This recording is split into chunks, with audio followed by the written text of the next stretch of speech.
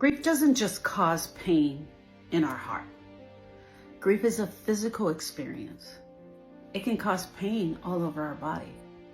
We can have headaches multiple days in a row. Grief, depending on what emotion shows up for you, can cause pain in your back. Your joints can start hurting. It's not uncommon for grievers to complain of stomach aches day in and day out. Stomach ache, diarrhea, vomiting. Grief can affect us physically.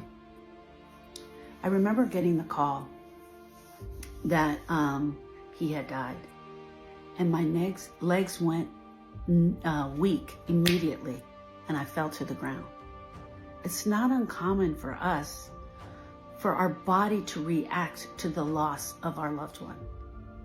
And if our body's going to react, it's going to show up in many different ways.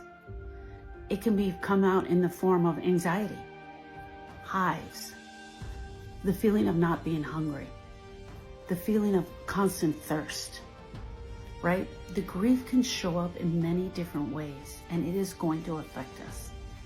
We often tell the grievers, just as water is going to find its lowest source, in our body, grief is going to find a way out. Now you have two choices, my friend. You can work on it and go after this, and in the beginning, just allowing it to be there, even though you know it's so hurtful and painful, you can allow it to be there. Or you can push back against it. You can resist it and not allow it to be there for you. And it is going to come out. It's going to come out in the form of pain. It's going to come out in the form of anxiety. It's going to come out in the form of hives, heart palpitations, high blood pressure, low blood pressure, high blood sugars, low blood sugars. It's got to come out. You cannot hold on to this. It's too strong. I wish this wasn't the story that I was telling you, but it's absolutely true.